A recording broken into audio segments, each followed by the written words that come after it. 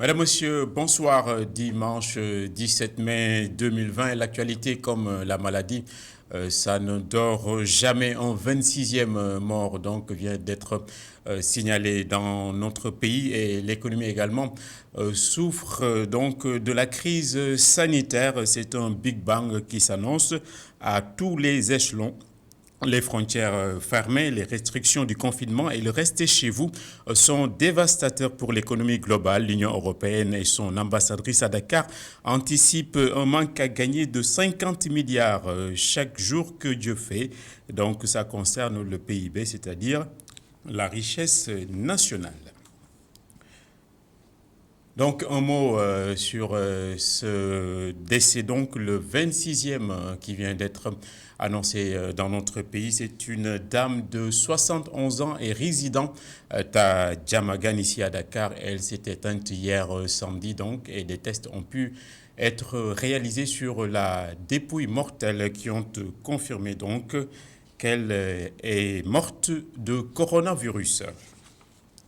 C'est la chronique d'une Bérésina annoncée, l'ambassadrice de l'Union européenne, invitée aujourd'hui dimanche donc du jury du dimanche de Mamadou Ibra Kane, a confirmé que le pays est en train de perdre chaque jour qui passe 50 milliards de son PIB, c'est-à-dire sa richesse nationale. Voici l'économie de son intervention avec Cheikh Hassan Fall.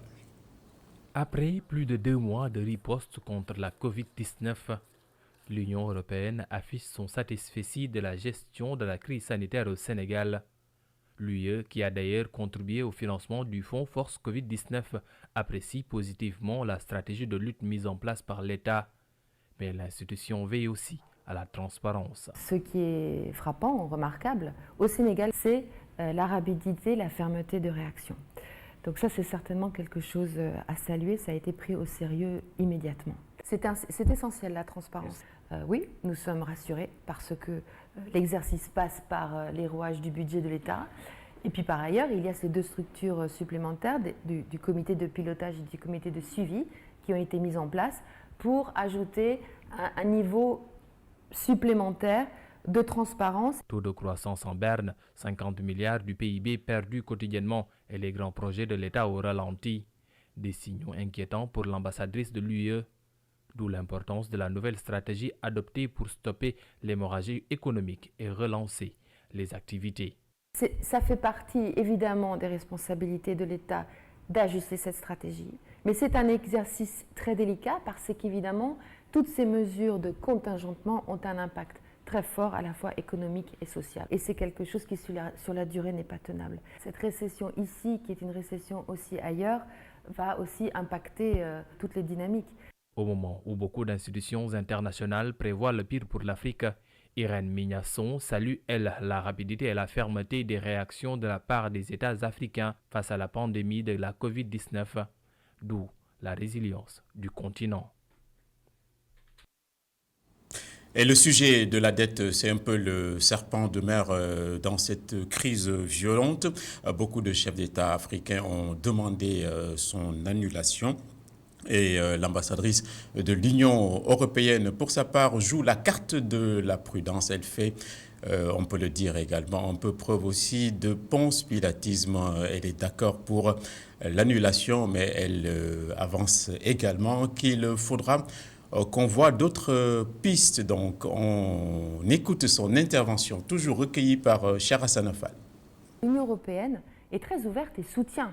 Non seulement elle a soutenu très fort le moratoire qui a été accordé dans le cadre du G20. Le moratoire, c'est un premier pas. Et vous avez au niveau de l'Europe aussi, de la France et d'autres, mais aussi des instances européennes, des voix très claires qui s'expriment pour dire que dans ce domaine-là aussi, il faut essayer d'aller plus loin. Envisager l'annulation. Donc, ce n'est pas un sujet très facilement tranché. Mais du côté des Européens, il y a une ligne claire néanmoins. C'est que dans un contexte spécifique aujourd'hui qui rend urgente la solidarité, mais aussi une réflexion très pragmatique sur la manière dont nous allons nous aider et coopérer et travailler en partenariat plus efficacement, il faut regarder toute la palette des solutions. Et ce pourrait également être le scandale au cœur de cette crise gravissime. Beaucoup de monde sont en train de pointer les relations jugées incestueuses, voire criminelles, entre l'OMS et le milliardaire américain Bill Gates, propriétaire et fondateur de Microsoft et Skype. Un neveu de John Fitzgerald Kennedy, Robert Kennedy en l'occurrence, l'accuse d'être le propriétaire aussi de cette organisation et en fournit 10% du budget donc de cette même organisation. Et le commentaire qui a suivi par le même Kennedy, c'est que Bill Gates est devenu l'homme le plus puissant en matière de santé publique. C'est une nouvelle charge donc pour ce Kennedy, donc reprise partout dans le monde sur plusieurs médias, dont Twitter. Donc c'est une accusation très très grave. Fini donc la diplomatie donc, et l'excès d'habileté pour ce qui concerne le président malgache qui continue de faire la promotion de sa tisane contre le coronavirus et ce même président malgache demande aux pays africains de se libérer tout bonnement de l'Organisation mondiale de la santé et de la quitter. On va écouter en cela la réaction d'un expert en relations internationales qui a été interrogé à ce sujet par Antoine Diouf. On va l'écouter. En règle générale, on a vu que dans la démarche de l'OMS, il y a de l'imprécision, il y a une versatité et un véritable tâtonnement. Mais lorsqu'on analyse au fond, on se rend compte qu'en fait, il y a une instrumentalisation de l'OMS, instrumentalisation du fait que Madagascar était en train de pousser la pandémie vers le bas. Et de ce point de vue, comme il y a une logique de vaccin qui doit arriver et qu'il faudrait maintenir les pays africains à un niveau très bas, il y a une dynamique de révolte, naturellement. Et si, du point de vue de l'appréciation, on se rend compte que l'OMS, manifestement, est un espace de jeu d'intérêt. Et de ce point de vue, c'est tout à fait normal que les pays africains, ne pouvant pas influer et impacter sur le processus décisionnel au niveau de l'OMS et au niveau des autres instances internationales, mais vraiment se retirent pour trouver d'autres espaces. Est-ce que les pays africains ont intérêt à quitter l'OMS? Ils ont véritablement intérêt. Et se créer les moyens maintenant, les moyens de trouver d'autres espaces pour réguler la politique internationale en matière de santé. Ils ont intérêt à créer une crise internationale pour qu'il y ait une recomposition et une redistribution des cartes au niveau mondial. Ce n'est pas le poids financier qui détermine la position politique. Tout au contraire. Tout au contraire. Imaginez qu'il y ait une mobilisation des pays africains et qui seront suivis immédiatement par les pays d'Amérique latine. Il faudrait qu'il y ait une nouvelle conscience internationale, non pas sur la base du poids économique et du niveau de développement et de contribution, mais du poids politique. Et plus terre à terre et davantage plus proche de nous, on va parler des ASC de Navétane. Donc, les Navétanes qui n'auront pas lieu, ça c'est quasiment certain pour cette année. Mais il y a également une autre fenêtre, donc celle de la reconversion pour ces mêmes ASC qui sont en train de jeter toutes leurs forces dans la bataille contre le coronavirus. Exemple à Guédiawaye où nous allons retrouver Mamadou Lamine Fati. Le combat communautaire est déclaré au coronavirus. Les ASC au premier rang. Gounaï Lamine Sarr se fixe l'objectif. 0 cas. Les ASC, souvent, on les attendait sur le volet sportif. Mais aujourd'hui, comme on est en guerre, comme on le dit, avec cette pandémie, je pense que chacun doit jouer sa partition. Et les ASC ne doivent pas être en reste. Voilà. D'autant plus qu'elles constituent des relais incontournables pour la sensibilisation. Voilà. Donc des relais fiables, comme je l'ai dit. Donc voilà, ils doivent jouer leur rôle. Aujourd'hui, les jeunes ont initié une journée de distribution de masse. Donc voilà, on a envisagé de faire du porte-à-porte, essayer de taper dans chaque kibi et les sensibiliser par rapport aux mesures barrières et aussi par rapport à comment porter les masques. Parce que les masques aussi, les gens les portent un peu n'importe comment. Une approche de proximité pour sensibiliser la population. sur les mesures barrières. Une manière pour l'ASC GLS de répondre à l'appel du président. On est dans une commune qui malheureusement a enregistré des cas.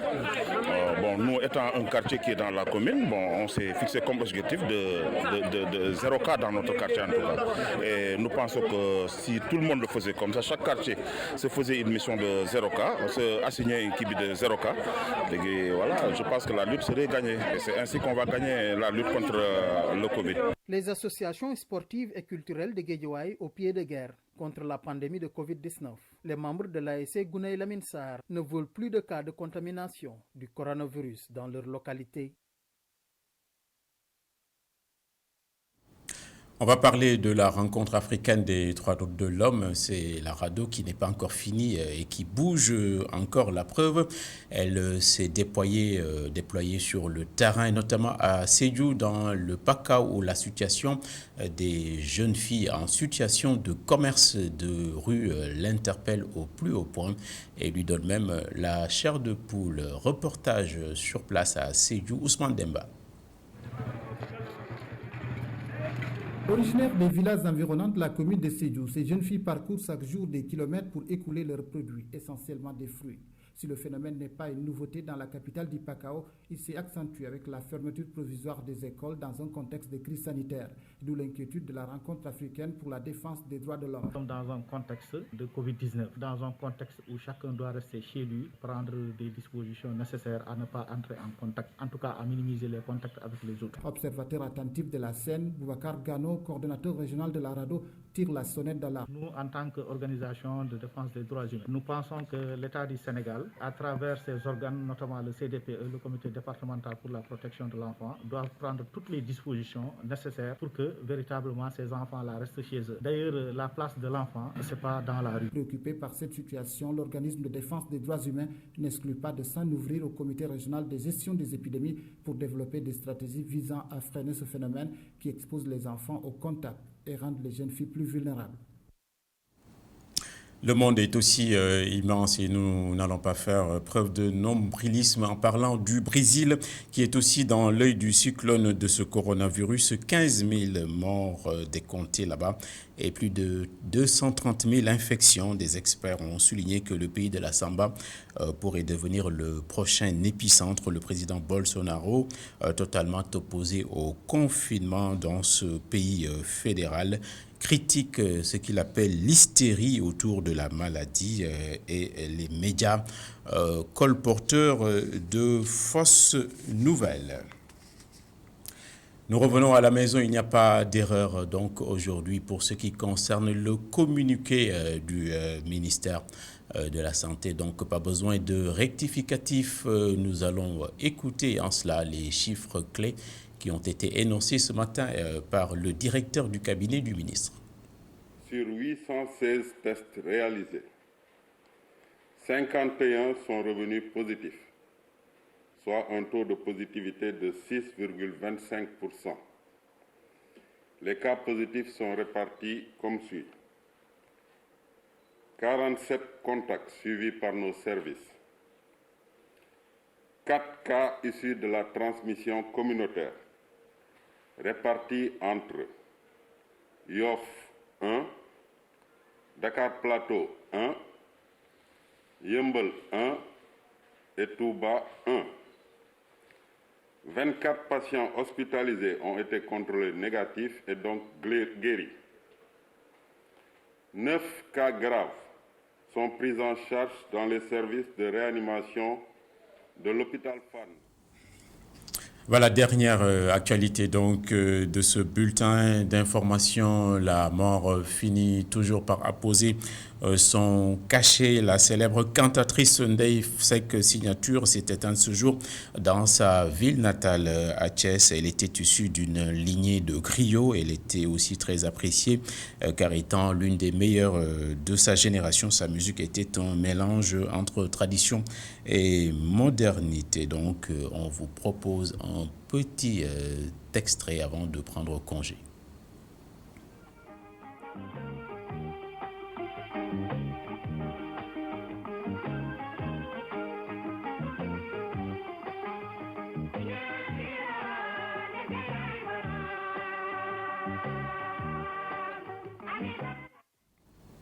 Voilà, c'est un peu ancien, mais c'est toujours beau. La mort, c'est le maître absolu. Donc, nous avait prévenu le philosophe Hegel. C'est la fin de ce journal. Nous allons vous souhaiter donc un très bon dogu et une très bonne soirée. Au revoir.